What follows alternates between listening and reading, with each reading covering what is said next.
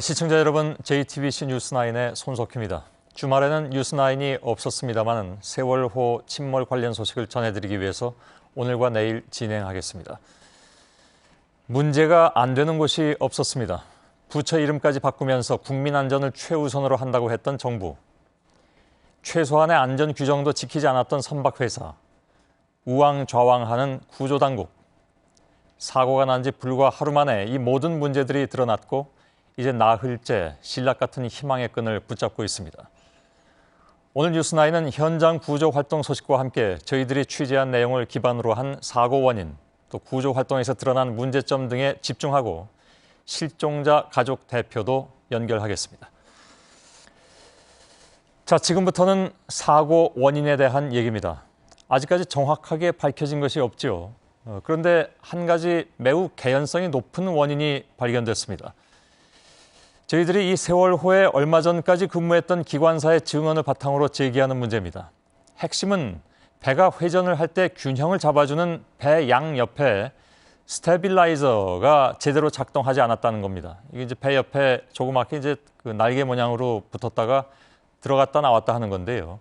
즉 급히 회전할 때 이 스테빌라이저가 작동하지 않으면서 배가 기울어 버렸다 하는 그런 추측이죠. 그런데 여기에도 전제가 있습니다. 그러니까 화물을 과적했느냐, 즉 많이 실었느냐, 그리고 급한 회전이 있었느냐 하는 것입니다. 화물을 지나치게 많이 싣고 급회전을 하는데 아까 말씀드린 스테빌라이저가 작동하지 않았다면 배가 넘어졌을 가능성이 그만큼 커지는 거겠죠. 자, 그래서 먼저 이 스테빌라이저 문제를 얘기하기 전에 과적 문제를 따져봤습니다. 선사 측은 부인하고 있지만 저희 JTBC가 계산해 보니까 과적이라는 주장에 더욱 무게가 실렸습니다. 홍상지 기자입니다. 한국 선급 사이트에 적힌 세월호의 전체 중량은 6,825톤입니다. 배 자체의 무게와 화물, 승객, 연료 등의 무게를 모두 더한 수치입니다. 이를 만재배수 톤수라고 합니다. 이 무게를 넘어서게 되면 과적이 돼 출항을 할 수 없게 되는 게 원칙입니다. 그런데 이번에 침몰한 세월호의 만재배수 톤수가 이를 초과한다는 게 JTBC 취재 결과 드러났습니다. 먼저 세월호 배 자체의 무게가 3,031톤입니다. 여기에 선사 측이 밝힌 화물과 승객 무게는 3,638톤입니다. 모두 더하면 전체 중량인 6,825톤이 넘지 않아 문제가 되지 않는 것처럼 보입니다. 하지만 이 안에는 배의 연료와 평형수 등의 무게가 누락돼 있습니다. 세월호 연료에 쓰인 벙커 CU와 내부 발전용인 경유를 환산한 무게 약 160톤만 더해도 전체 중량 6,825톤을 넘어섭니다. 모든 걸 실은 상태에서 거기에 화물도 있고, 그다음에 연료, 물, 선박에 따른 선용품, 부식 같은 거, 음식 종류도 이런 것도 다 있지 않습니까? 이제 그런 거. 그런 종류도 다 포함해서. 이에 대해 선사 측은 답변을 하지 않았습니다. 20년 가까이 된 배가 적재 기준까지 어긴 바람에 사고 위험이 커진 것 아니냐는 지적이 나오고 있습니다. JTBC 홍상지입니다. 과정 문제에 이어서 두 번째는 말씀드린 대로 급선회 문제입니다. 세월호가 사고 직전 115도 각도로 급선회를 했다고 어제 전해드린 바가 있는데 이미 그 훨씬 전부터 배가 좌우로 4번 이상 방향을 바꾸면서 이상 징후를 보이는 것으로 확인됐습니다. 백종훈 기자의 보도를 보시고 가장 문제가 될 수 있는 스테빌라이저의 문제를 짚어보겠습니다. 먼저 백종훈 기자입니다. 세월호가 서구차도와 맹골도 사이에 좁은 해역으로 접어든 시각은 16일 오전 8시 10분대입니다. 그런데 JTBC 취재 결과 세월호는 처음엔 왼쪽으로, 이후 10여 분마다 4번 넘게 방향을 바꿨습니다. 항로를 변경하는 이른바 변침을 한 건데 짧은 구간에서 자주 방향을 튼 건 상당히 이례적입니다. 그러다가 8시 48분부터 사고 시각인 8시 52분까지 불과 4분 사이에 오른쪽으로 115도 각도로 급회전을 했고 결국 균형을 잃고 쓰러졌습니다. 8시 10몇 분인가부터 해서 8시 반 정도까지 4번 정도 보게 내놨는데 4번이 다 선두 방향이 다르게 나와 있더라고요. 당시 세월호는 맹골도에 평소보다 500m 이상 붙어서 운항하고 있었습니다. 이 때문에 안전거리를 확보하려고 잦은 변침을 하다 결국 전복됐을 가능성도 제기됩니다. 이 변심을 하는 바람에 거기서부터 사태가 안 좋아진 것 같은데. 사고 당일 세월호의 문제점이 하나둘씩 드러나고 있습니다. JTBC 백종훈입니다.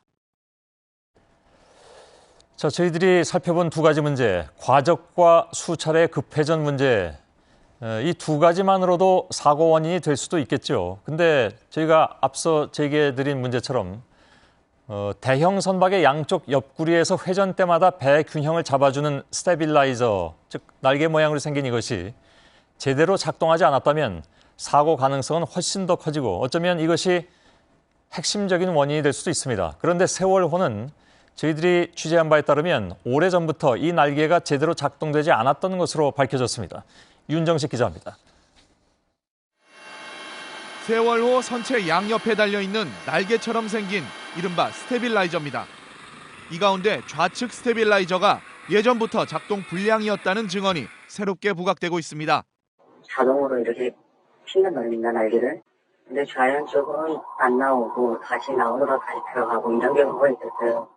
때문에 선원들은 지난해 이 부분 수리를 사측에 요청했지만 일본산 부품 공수가 어려워 이루어지지 않았다는 게 증언의 주된 내용입니다. 결국 세월호는 이런 결함 때문에 급선의 변침 때 원심력을 이겨내지 못해 배가 심하게 기울었고 이때 배 안에 적재된 차량과 컨테이너가 쏠리면서 급속한 침몰로 이어졌을 거란 추론입니다. JTBC 윤정식입니다.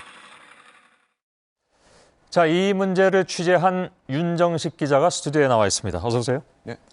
자, 그럼 이것이 세월호의 침몰에 어떤 영향을 미칠 수 있는 것인가? 조금 더 자세히 설명을 좀 해주시죠. 네, 우선 스테빌라이저 설명에 앞서서 이 시청자 이해를 돕기 위해 이미 먼저 지적이 됐었던 바긴 한데요. 이 평형수 문제, 또 다른 결함으로 지목이 되고 있습니다. 예. 평형수 문제부터 좀 짚어보도록 하겠습니다.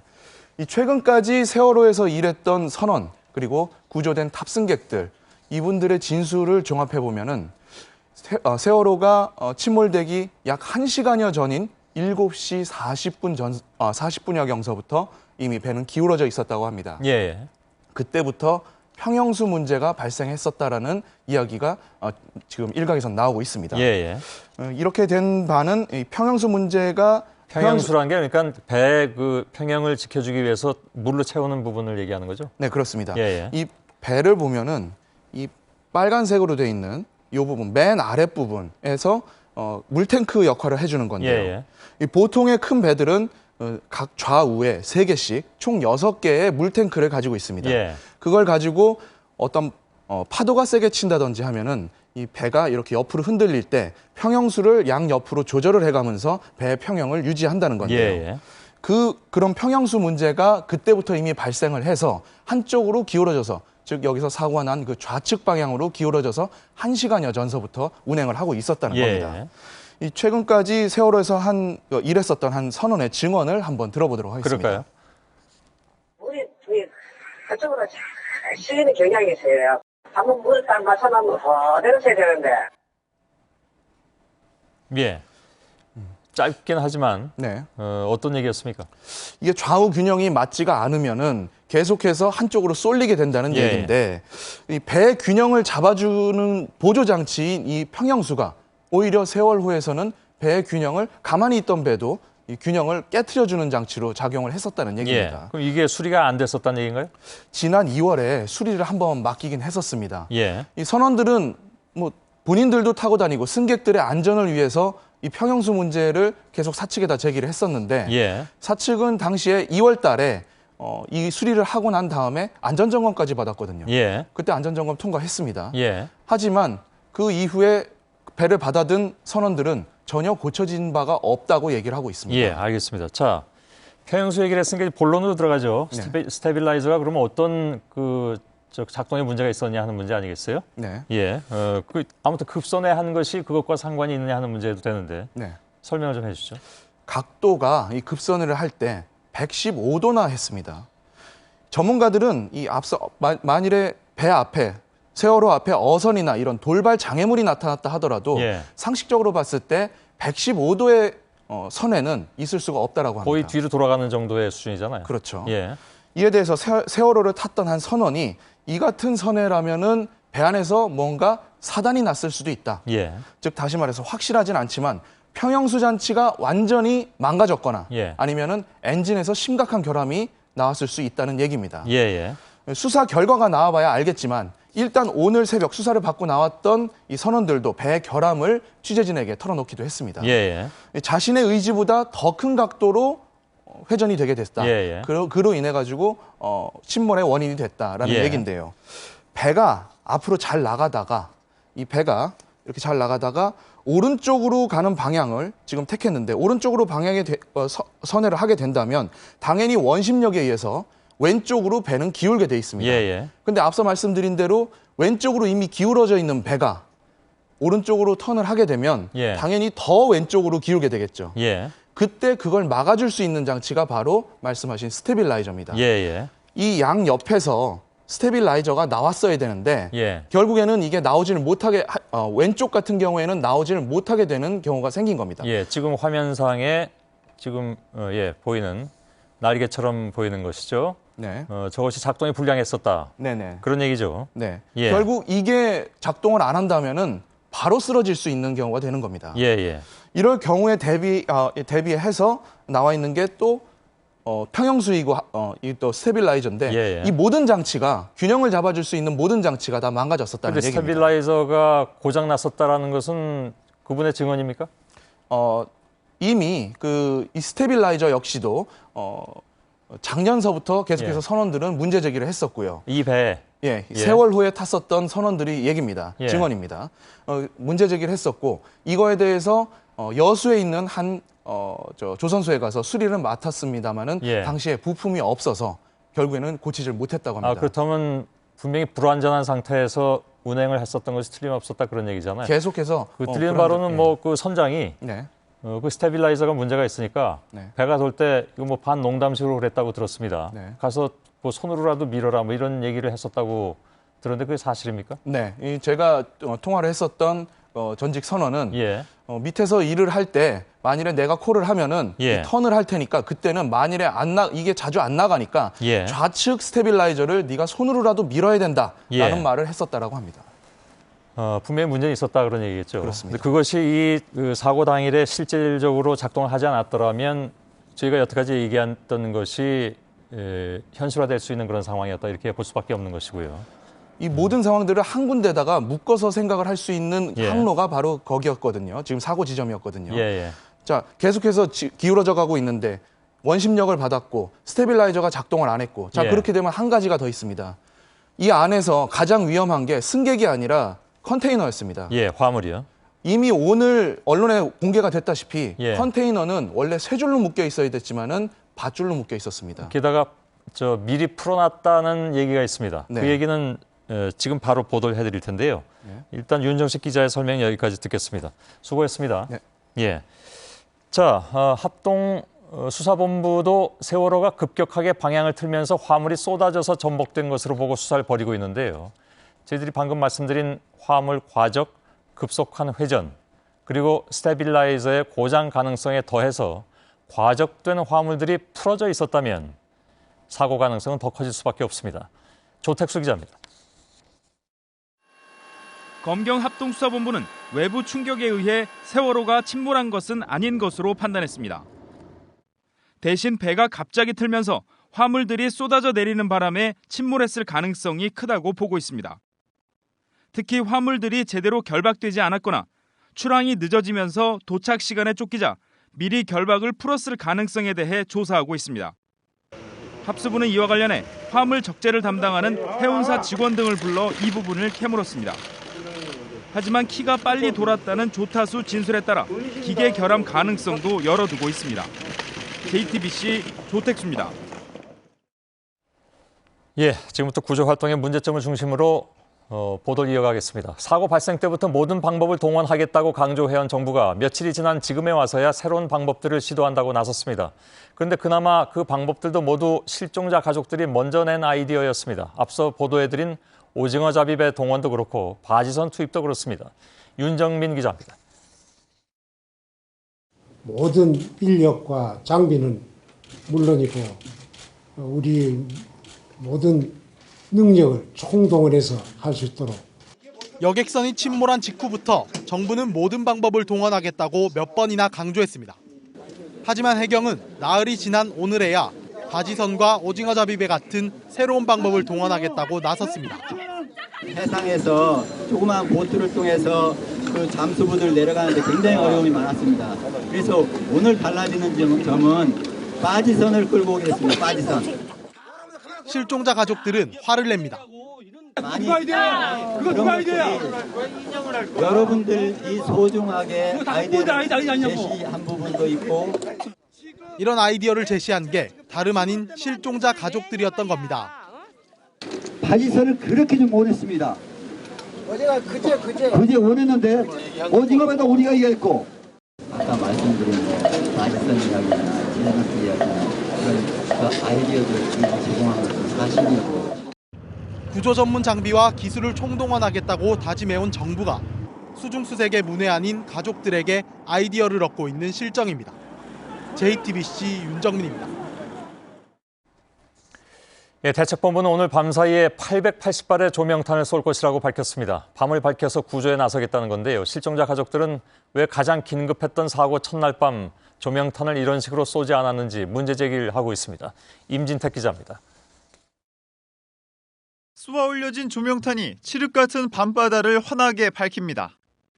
사고대책본부는 어제 780발에 이어 오늘도 조명탄을 대거 투입하기로 했습니다. 일몰시부터 박명시까지 총 4회 880발의 조명탄을 투하하고 수색을 계속할 예정입니다. 지난 17일에는 370발을 쏜 데 이어 매일같이 투입량을 크게 늘리고 있습니다. 하지만 실종자 가족들과 유가족들은 한 발 늦은 정부 대처에 문제를 제기하고 있습니다. 왜 구조 가능성이 가장 컸던 사고 첫날 적극적으로 조명탄을 쓰지 않았느냐는 겁니다. 그 조명탄을 주문을 하자 그 조명탄을 터뜨리겠다는 허가를 받는 데까지 20분이 걸리고 40분 후 터뜨리겠다는 비행기가 그때 도착을 해서 조명탄 사용 위치도 부적절했다는 지적이 나오고 있습니다. 침몰한 배 주위 100m 반경으로는 배가 한 척도 없었습니다. 수킬로 반경으로 조명탄 터뜨리기에만 바빴습니다. 해경은 일정 기준 이상의 가시거리가 확보될 때에만 조명탄을 쏴야 한다는 입장입니다. 사고 첫날 기상 상황이 조명탄을 대거 투입하기에는 여의치 않았다는 설명입니다. 하지만 촌각을 다투는 순간에서 정부가 모든 수단을 다해 실종자 구조에 나섰다고 얘기하기는 어렵게 됐다는 지적이 나옵니다. JTBC 임진택입니다. 어젯밤에 세월호에 처음 진입한 것은 바로 민간 잠수부였는데요. 해경과 군이 못한 선체 수색을 민간이 해낸 셈이죠. 장비 비교를 해봤더니 민간의 장비가 더 앞섰습니다. 실종자 가족들이 민간 잠수부에게 더 기대하는 이유가 여기에 있었습니다. 구동회 기자의 보도입니다. 어젯밤 세월호의 화물칸에 처음 진입한 건 해경이나 해군 잠수요원이 아닌 민간 잠수부였습니다. 심해 잠수를 전문으로 하는 민간인들이 고비 때마다 수색 작업을 이끌고 있는 겁니다. 민간 잠수부들이 강점을 보이는 건 사용하는 장비부터 다르기 때문입니다. 이게 산업잠수라 그래요. 산업잠수. 호수를 연결해가지고 호수 자체로 가서 내려가는 거예요. 해경에는 이제 그런 산업잠수를 하는 것이 아니라 탱크를 충전해서 수색을 하고 하는 거기 때문에 그런 게 이제 차이가 있는 거죠. 오랜 시간 물속에 머물러야 하는 구조 작업에서 민간이 더 경쟁력이 있는 겁니다. 정부도 이를 인정합니다. 수중에 있는 선체 수색이라든가 군안을 전문적으로 하는 것은 이러한 전문 업체가 조금 더 능력이 있다고 보시면 되겠습니다. 종처럼 생긴 장비로 물속에서 20시간 이상 잠수 작업을 할 수 있도록 하는 다이빙벨을 왜 사용하지 않느냐는 지적도 나옵니다. 하지만 정부는 이번 사고에선 사용이 어렵다는 입장입니다. 해군 관계자는 다이빙벨은 작업 함정 위치가 고정돼 있고 유속이 느려야 사용이 가능해 현재 진도에서는 사용할 수 없다고 밝혔습니다. 그러나 다이빙벨을 제안한 이종인 알파잠수 기술공사 대표는 다이빙벨은 유속에 상관없이 사용할 수 있다고 반박했습니다. 대형 해난 사고에서 구조 작업을 이끌어야 할 군과 해경이 오히려 민간 잠수업자들에게 뒤처지는 현실입니다. JTBC 구동혜입니다.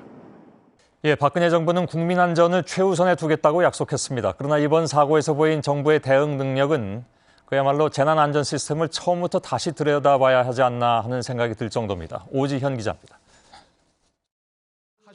박근혜 대통령은 취임사에서 안전한 한국을 약속했습니다.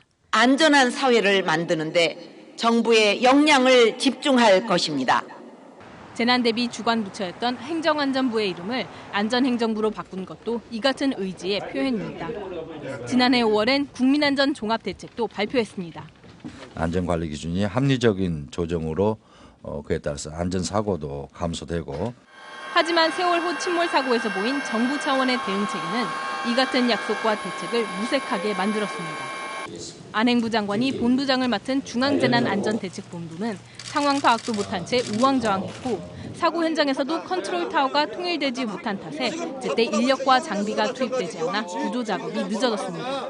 의사결정 체계가 제대로 일원화되지 않은 그런 문제점이 심각하게 드러난 사고라고 얘기할 수 있겠습니다. 이 때문에 실종자 가족은 물론 일반 국민들까지 정부에 대해 커다란 실망과 분노를 표출했습니다. 전문가들은 사고 대응 시스템을 완전히 바꿔야 한다고 지적합니다. 다양한 전문가들을 묶어서 다양하게 새롭게 발생하는 상황에 미리 대비할 수 있는 그런 컨트롤 타워.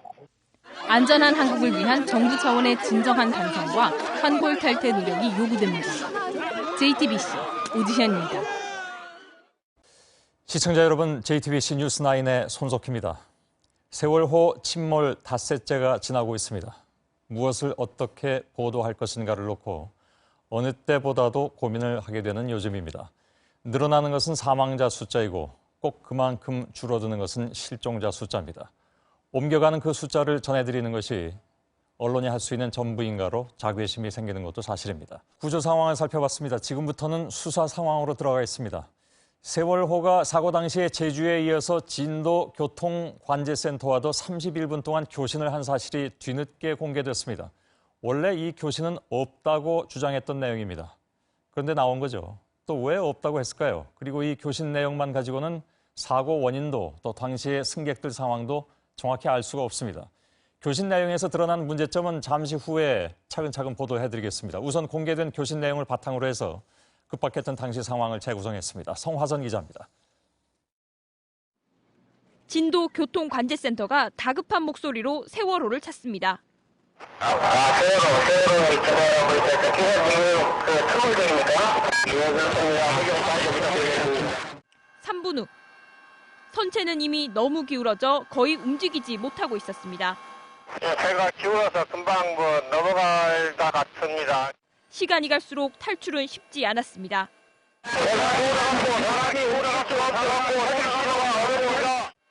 이미 선체는 50도 이상 기울어 내부에서는 움직이지도 못하는 상황이었습니다.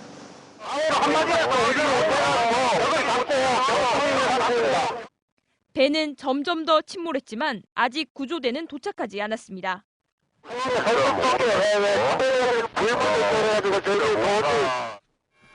헬기가 도착해 필사의 구조 작업이 시작됐습니다. 10여 분 후 세월호는 마지막 말을 남긴 채 교신이 끊어졌습니다. 한 60도 정도 자연광만 기울어 있는 상태고 지금 항공기까지 다 떴습니다. 헬기랑. JTBC 성화선입니다. 이 세월호와 진도 해상관제센터의 교신 내용은 사고 닷새째인 오늘에서야 공개됐습니다. 당초에는 없었다고 했습니다. 온 국민의 관심이 쏠린 이번 사고의 교신 내용을 해양경찰청은 왜 이제서야 공개했는지 의문이 제기되고 있습니다. 이희정 기자입니다. 세월호는 사고 당시 제주해양교통관제센터에 이어 진도관제센터와도 31분 가까이 교신한 사실이 드러났습니다. 하지만 해양경찰청은 그동안 이 내용을 공개하지 않았습니다. 책임 문제가 따르면 하는 것이지 모든 일에 대해서 공개할 필요는 없는 거 아닙니까? 다 밝혀야 됩니까 그러면? 심지어 세월호와 진도관제센터 사이에 교신을 했다는 사실조차 언급하지 않았습니다. 사고 발생 나흘째가 돼서야 뒤늦게 교신 파일을 공개했습니다.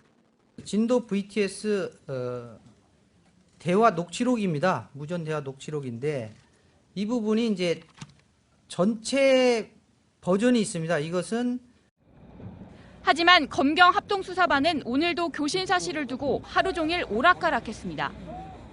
진도센터와 세월호가 사고 직후 교신을 했지만 이를 공개하지 않고 있다는 보도가 나가자 진도센터와 세월호는 교신하지 않았다고 밝힌 겁니다. 교신 내용에는 배가 기운 뒤 가라앉기까지의 긴박한 상황이 그대로 담겼는데 상황 대처의 허점이 드러날까 봐 숨겨온 것 아니냐는 의문이 제기됩니다. 뒤늦게 공개된 조난 교신 내용은 세월호 침몰 사고 원인과 사고 대처의 문제점을 파악하는 데 중요한 자료가 될 것으로 보입니다. JTBC 이희정입니다. 세월호에 대한 구조, 여러 가지로 아쉬움이 여전히 남죠.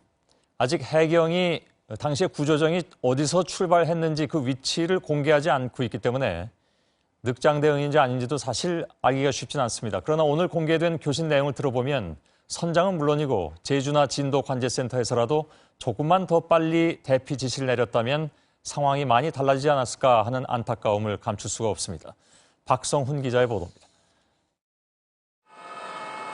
세월호가 제주 관제센터에 교신한 시각은 오전 8시 55분입니다. 대기면 연락해 주시면 건설 넘어가 있습니다. 교신은 12분 동안 계속됐습니다. 그동안 대피 관련 지시는 구명조끼를 착용하고 준비해달라는 단 한마디였습니다. 그리고 구조 출동 여부를 묻자 이렇게 말합니다. 예, 지금 해경한테 통보했고요. 또 다시만 좀 대기하시기 바랍니다. 네. 일촉즉발의 상황에서 선박의 안전을 최일선에서 돕는 해경 산하 관제센터가 신고 내용만 전달해 준 겁니다. 이어서 세월호가 교신한 진도 관제센터도 마찬가지입니다. 9시 7분, 제주로부터 연락을 받은 진도 관제센터가 세월호에 연락해 침몰 중이냐고 묻습니다.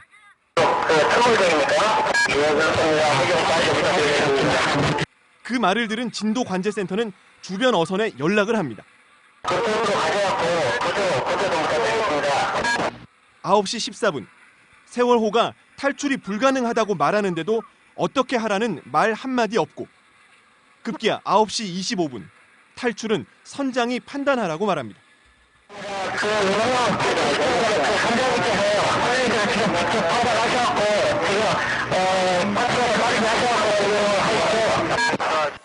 그리고 9시 35분, 비로소 대피 지시를 내립니다. 기존에 지금 탑재되어 있는 구명부하고 구명정, 라이프링, 전부 다 허가하셔서 교신은 3분 뒤 끊겼습니다. 해경 헬기는 최초 신고가 이루어진 지 45분이 지난 9시 40분 처음으로 2대가 도착했고 비슷한 시각 구명정이 도착했지만 이미 세월호는 60도 넘게 기울어져 있었습니다. 400명이 넘는 승객의 생명이 걸린 43분 동안 서해 해경청 소속의 관제센터는 기다리라는 말만 하다 천금 같은 대피 시간을 날리고 말았습니다. JTBC 박성훈입니다. 세월호가 진도 관제센터와 교신을 하면서 승객의 탈출이 불가능하다고 말하던 그 순간 학생들은 서로를 격려하면서 희망의 끈을 놓지 않았습니다. 안타까운 내용을 또 전해드리게 됐는데요. 진도 관제센터와 세월호의 교신이 오가던 그 시간 학생들이 나눴던 절박한 SNS 메시지를 김경미 기자가 전해드립니다.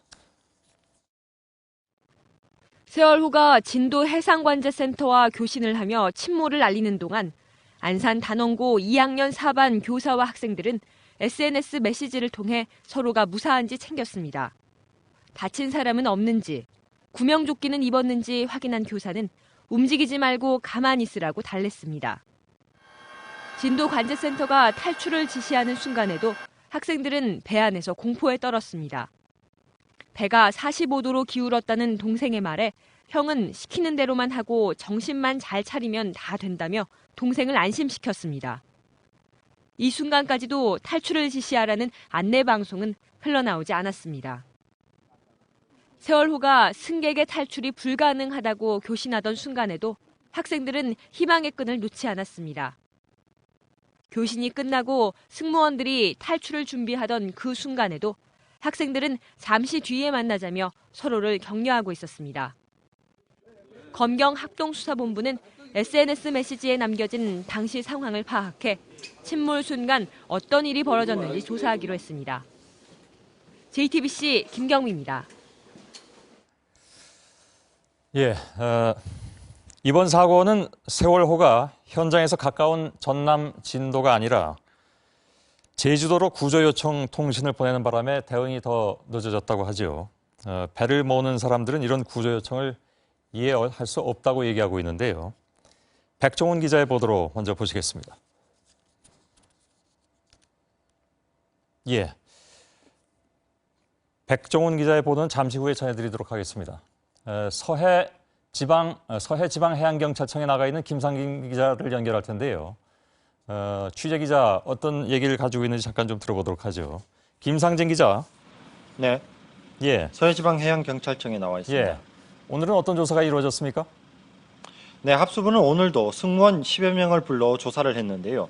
일부 승무원으로부터 비상 상황에 대한 안전교육을 받은 적이 없다는 진술을 확보한 것으로 확인됐습니다. 이번 사고가 인재였음을 또다시 확인할 수 있는 대목인데요. 구명정과 같은 충분한 비상 장비를 갖췄음에도 불구하고 활용하지 못했던 게 이런 이유 때문이 아니냐는 지적이 나오고 있습니다. 예. 특이한 건 지금까지 소환된 참고인 가운데 절반이 화물 적재와 관련한 사람들이란 점인데요.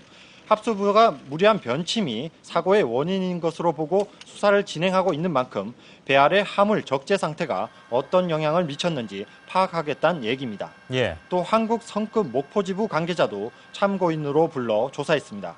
한국 성급은 세월호를 일본에서 도입할 당시에 보건력 검사를 맡았던 곳인데요.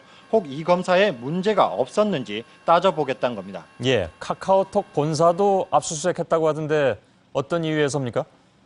네, 합수부는 오늘 오후 4시쯤 카카오톡 본사를 압수수색했습니다.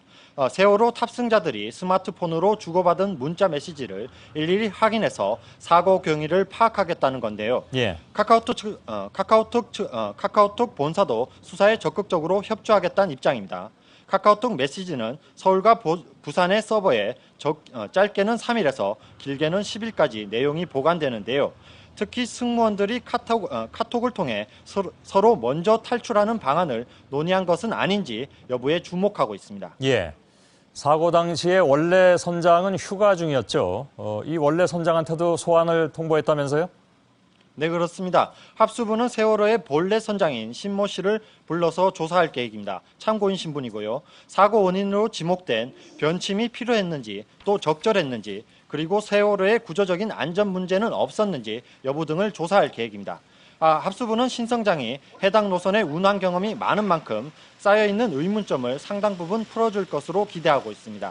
하지만 문제는 신선장의 신변 노출을 꺼려서 소환에 불응하고 있다는 건데요. 현재로선 참고인이라서 강제 소환할 방법은 없는 상황입니다. 예, 김상진 기자 수고했습니다.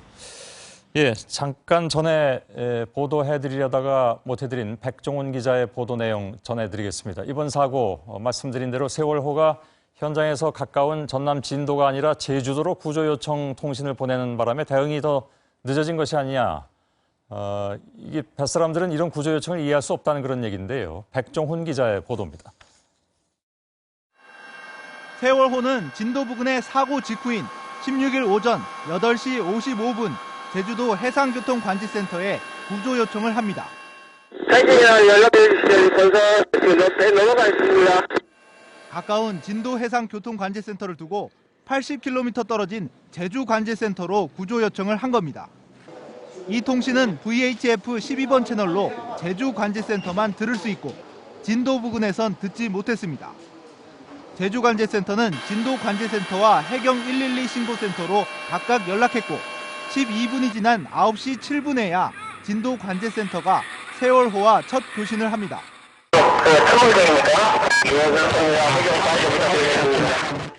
먼 곳에 구조 요청을 하는 바람에 12분의 귀한 시간이 낭비된 것입니다.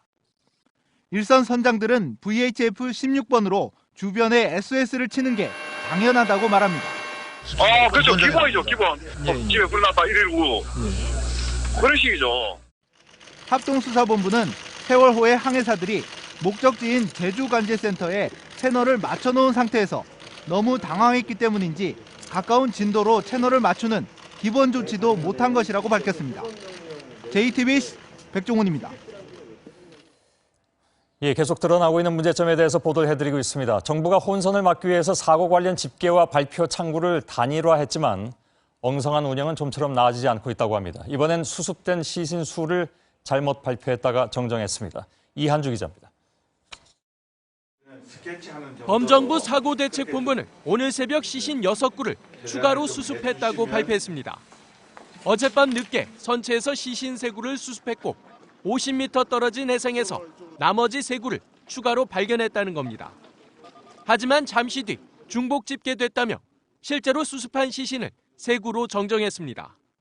발견된 사망자 3명은 전부 남성으로 수습 당시 모두 구명동의를 착용하고 있었던 것으로 밝혀졌습니다. 실종자 가족들은 정부가 또다시 엉터리 발표를 했다며 강하게 항의했습니다.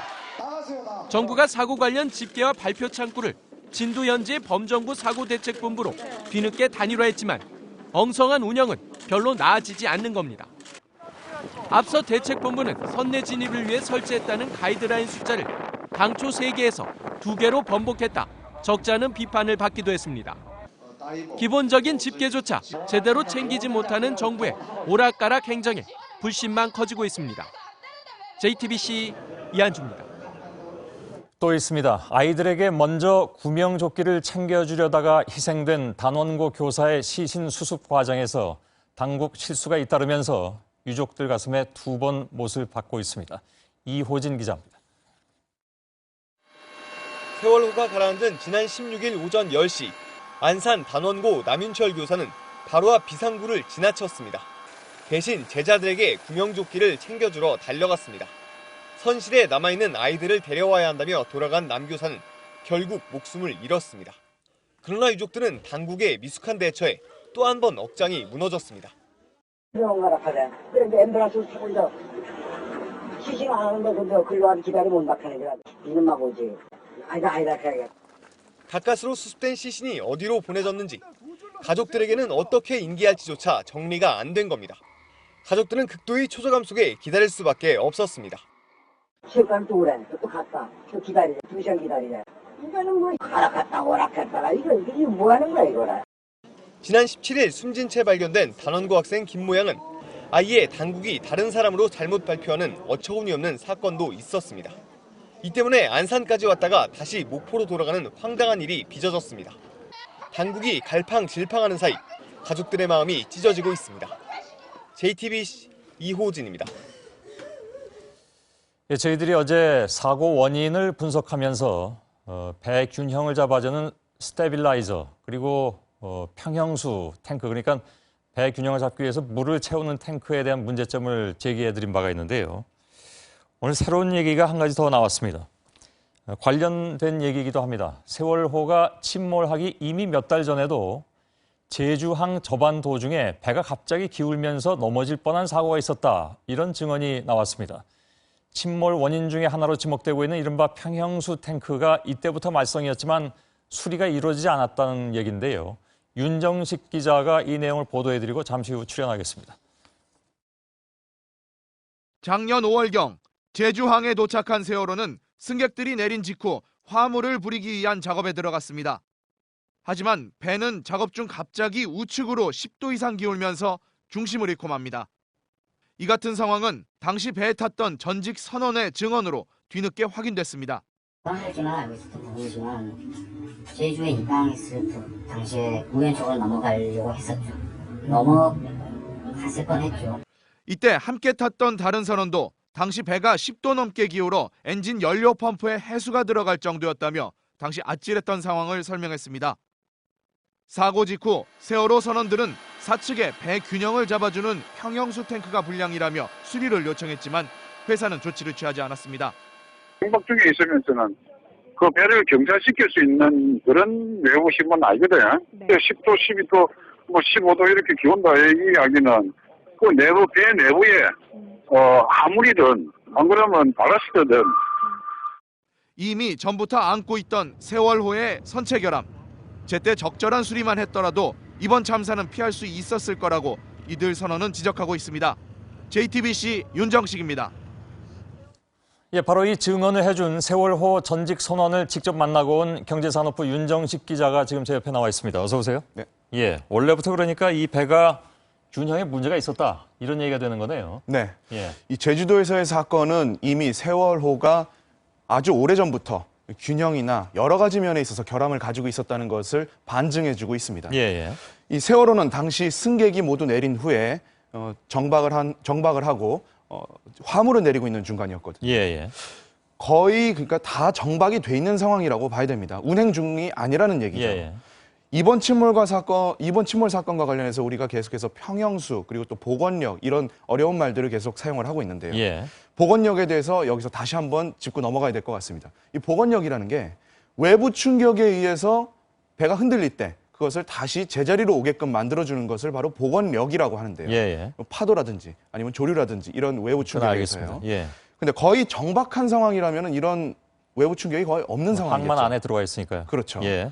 근데 그런 상황에서마저도 10에서 15도 가량 기울었다는 겁니다. 예. 이게 10에서 15도라는 게 그냥 보기에는 뭐 적은 것 같지만은 거의 안전 완전히 생각하면 굉장히 큰 거란 얘기죠. 그렇죠. 거의 그 실제로 기울어진다면은 예. 중심을 못 잡고 그 안에 있는 승객들이 다 넘어지는 상황이라고 합니다. 예. 사실상 배의 밸런스가 완전히 안 맞고 있는 상황이라는 평형수 겁니다. 얘기하고는 어떻게 이어집니까? 선원들은 그때 당시 사고가 평형수 때문이라고 얘기를 하고 있습니다. 이 평형수라는 게 만일에 배의 짐을 좌측에다가 많이 실었으면은 평형수는 우측에다가 7, 좌에다가 3 이런 비율로 넣어서 균형을 맞춰주는 건데 예. 만일에 균일하게 넣었다면 5대5로 넣어야 되는 상황이고요. 그런데 이게 가만히 있는 상황에서마저도 5대5로 맞춰져 있다면 그게 갑자기 의도하지도 않았는데 7대3 내지는 9대1 막 이렇게 맘대로 움직인다는 얘기거든요. 그렇게 된다면은 갑자기 배가 기우는 거는 순식간이겠죠. 예. 이게 제주도에서의 사고가 이 평형수에 문제가 있었고 이게 다른 선박에서보다도 세월호에서는 특히나 더 영향을 많이 미쳤다는 얘기입니다. 전직 선원 얘기를 들어볼 수 있습니까? 네, 예. 준비했습니다. 그때 복원력 얘기를 하면서 말을 하더라고요. 우리 배는 VIP를 너무 달았기 때문에 복원력이 그것보다 더 떨어진단 말입니다. 만약에 그게 승객들이 내려가고 있는 상황이었으면 대형 사고였죠. 예. 제대로 수리가 됐다면 그 당시에 수리는 신청을 했었다는 얘기죠. 네. 예. 근데 수리가 안 됐고 네. 이 사람은 그러면 이 사고가 나기 얼마 전까지 근무했습니까? 이 배에서? 작년 말까지 근무를 한 사람입니다. 작년 말까지요. 그러니까 얼마 전까지 일을 했었다는 얘기겠죠. 그렇습니다. 그 사이에 물론 뭐 수리가 됐을지는 모르겠습니다만은 수리했다는 그런 근거는 남아있지 않은 것 같고요. 하지만 제가 다른 선원을 또 만났습니다. 예. 최근까지 한 일주일 전까지 근무를 했던 사람입니다. 예. 사고 나기 일주일 전인데 그때까지도 평형수 문제는 고쳐지지 않았었다라고 증언을 한 바 있습니다. 예. 어제 저희가 지적한 스테빌라이저 문제, 즉 배 양옆에서 조그맣게 날개처럼 나와서 배가 회전할 때마다 그게 나와서 자동으로 나와서 균형을 유지해 주는 것. 네. 그것이 이제 문제가 있다고 저희가 그 얘기를 드렸는데 이것과 관련한 추가 증언이 또 나왔죠. 네. 이분한테서. 예. 고장이 계속해서 줄기차게 나고 있으니까 고쳐달라고 얘기를 했는데 이게 제대로 이루어지지 않고 몇 번이나 요구를 했는데 이게 이루어지지 않았습니다. 그러니까 결국엔 고장난 상태로 이 사람들은 계속 다니게 됐고 그렇다면 자동적으로 배 안에서는 고장이다라는 알람 신호를 보내게 돼 있습니다. 예.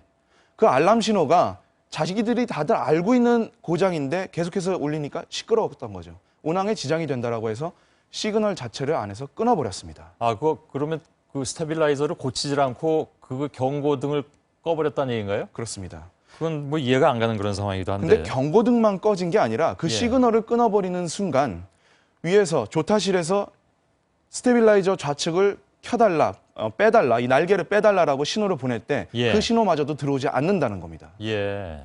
그러니까 즉 운전을 할 수가 없는 상황이 되거든요. 자동으로도 안 되고 수동으로도 안 될 수밖에 없는 그런 상황이라는 얘기인가요? 자, 수동으로는 그냥 전화를 해서 그쪽을 손으로 밀어달라라고 얘기를 해야지만이 펼 수가 있는 상황이 되는 거죠. 그 설명도 직접 좀 들어보죠. 네.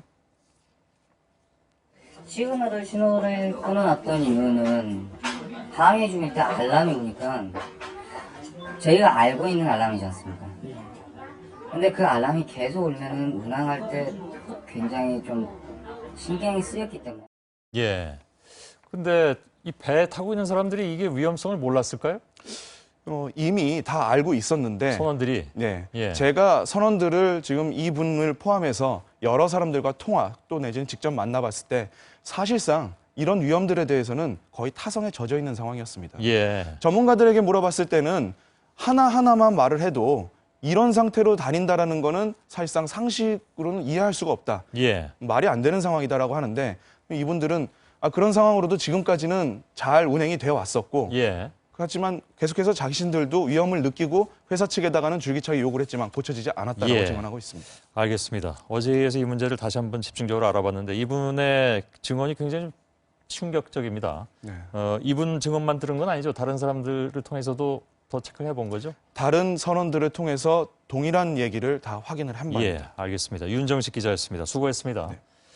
바로 이러한 문제를 바로잡기 위해서라도 안전점검이 필요한 것이고 특히 정기점검이라면 더 말할 나위가 없겠죠. 그런데 이 배는 정기점검에서도 이 문제는 지적받지 않은 것 같습니다. 다른 문제를 잔뜩 지적받게 했는데 그것도 수월하게 넘어간 것 같습니다. 그러니까 운행이 계속됐겠죠. 박지훈 기자의 보도입니다. 세월호 침몰 당시 승객 구조 장면입니다. 우측에 하얀 원통이 여러 개가 나란히 보입니다. 배가 침몰하면 자동으로 펼쳐지는 구명 보트입니다. 세월호에는 모두 46개가 설치되어 있었지만 실제 작동이 된 것은 고작 2개뿐이었습니다.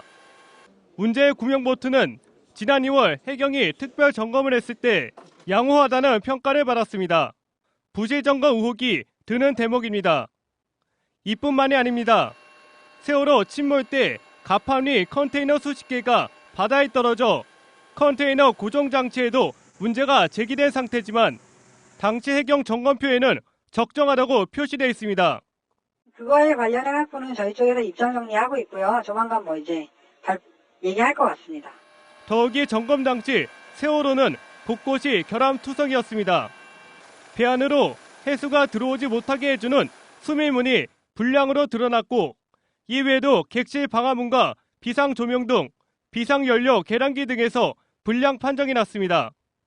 비상 상황에 대비한 안전점검이 미흡해 참사의 원인을 제공했다는 비판이 커지고 있습니다. JTBC 박지윤입니다. 계속해서 드러나는 문제점에 대해서 지금 여러분들께 전해드리고 있습니다. 이번에는 바로 오늘 아침까지 진도 팽목항에서 취재를 했던 김관 기자가 서울로 올라왔는데요. 조금 전에 스튜디오에 도착했습니다. 현장에서 본 문제점 중심으로 얘기를 좀 나누겠습니다. 자, 김관 기자. 네. 예. 자, 제일 문제가 된 게 뭐라고 느꼈습니까? 일단 느려도 좀 너무 느렸다. 전 정부의 이번에 구조 대책이 좀 그렇다고 평가를 하고 싶습니다. 예. 사실 저희가 첫날 그 진도에 도착한 곳은 팽목항이 아닌 진도의 실내 체육관이었거든요. 그곳에 이미 저희 언론사들이 도착했을 때 상당수 많은 학부모들이 역시 도착해 있었습니다. 예.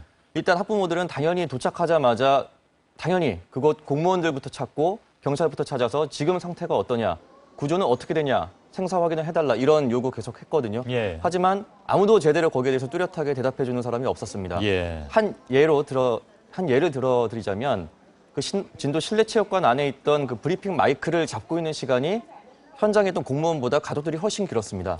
예. 그 마이크 들고 가족들이 했던 얘기는 줄기차게 도대체 누구 한 명이라도 나와서 우리한테 지금 상황을 좀 알려달라.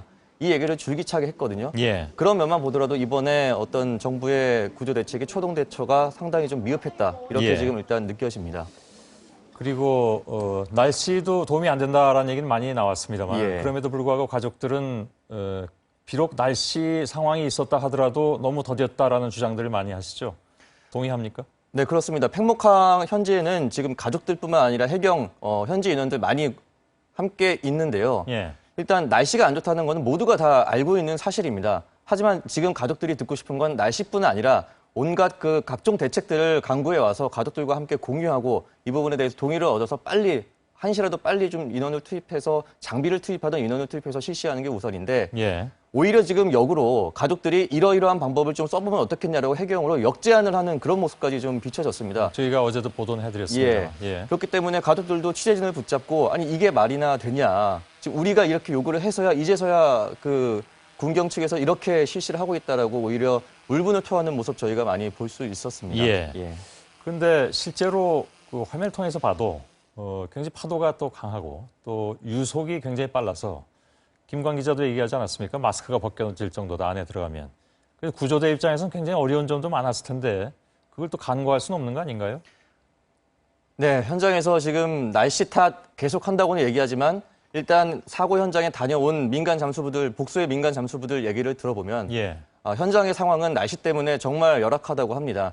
일단 얘기를 들어보면 내부로 들어갈 경우에 자칫 잘못하면 오히려 잠수부가 위험할 만한 상황이 굉장히 많이 존재하고 있습니다. 저희가 와이어 혹은 가이드라인이라고 표현하는데요. 이 연결선을 붙잡고 내려가는 이걸 놓치는 순간 오히려 잠수부들이 멀리 그 유속에 의해서 떠밀려갈 확률이 상당히 크거든요. 다행히 지금은 한 5개 정도의 가이드라인 설치가 됐다고는 하지만 오늘부터 이렇게 됐죠. 어제 그제까지는 한두 개의 가이드라인을 갖고 간신히 1시간에 한두 명 정도만 내부로 들어갈 수 있는 상황이었기 때문에 만족할 수 있는 성과가 안 나왔던 겁니다. 그래서 또 드는 생각이 이제 닷새째인데 왜 이제서야 그렇다면 그것도 5개냐. 그 가이드라인이. 처음부터 좀 그랬으면 더 낫지 않았을까 하는 생각. 계속 이제 늦어진다고 아까 김광 기자가 진단을 했는데 이것도 그 같은 얘기가 아닌가 싶기도 하고요. 가족들 얘기 많이 들어봤죠?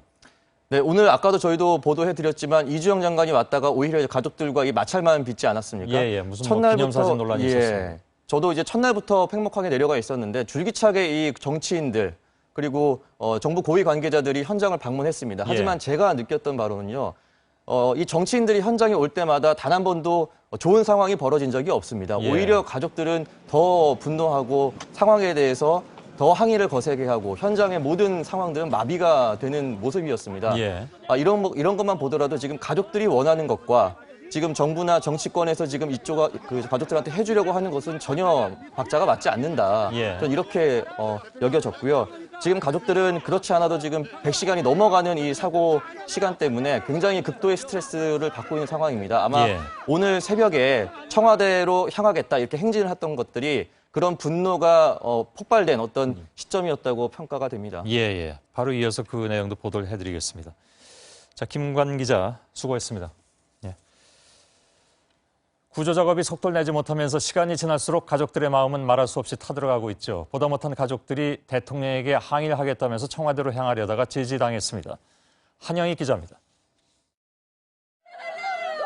오늘 새벽 진도 실내체육관 근처에 성난 탑승자 가족들이 모였습니다. 가족들의 항의는 팽목항에서부터 시작됐습니다.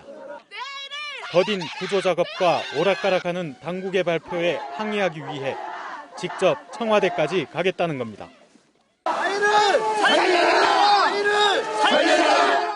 체육관 근처에서 항의를 하던 가족들은 잠시 후 500m 이상 떨어진 곳까지 행진을 했습니다.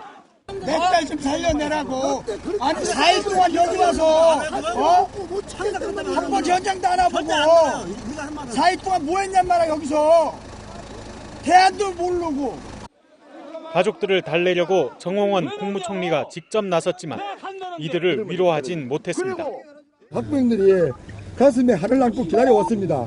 그러면서 올라갑니다. 올라가는 길까지 막을 이유는 없잖아요. 지금 해결책이나 앞으로 어떻게 하는 게 좋은지. 아니 지금 해결책이 있습니까? 해결책이 있습니까? 해결책이 없잖아요. 우리가 그런 일을 봐요. 청와대로 가겠다며 시작된 가두 행진은 이후 동이 튼 뒤에도 계속됐습니다. 진도대교 앞에서 길을 막은 경찰과 한참 대치한 가족들은 결국 정홍원 총리와의 면담을 약속받고 다시 체육관으로 돌아갔습니다. 결국 정 총리는 오늘 낮 진도 실내체육관을 찾아 2시간 정도 가족과 비공개 면담을 진행했습니다. 정 총리는 이 자리에서 구조에 박차를 가하고 구조선을 동원해 탑승자 가족들이 현장을 직접 볼 수 있도록 하겠다고 약속했습니다. 진도에서 JTBC 한영익입니다.